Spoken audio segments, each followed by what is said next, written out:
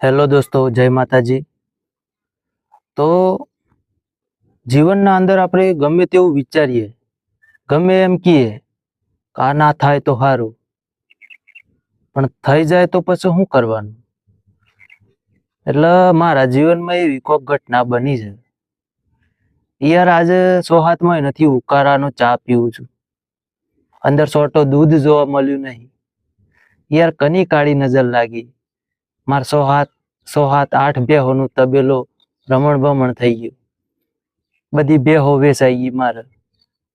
અત્યારે હાલ મારી હાલત બેકાર થઈ ગયો ને એવું લાગે છે. કોઈ જગ્યાએ જવાનું મન નહીં થતું, કોઈ કરવાનું મન નહીં થતું.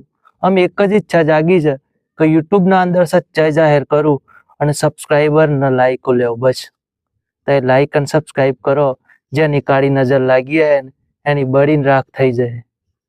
જય માતાજી.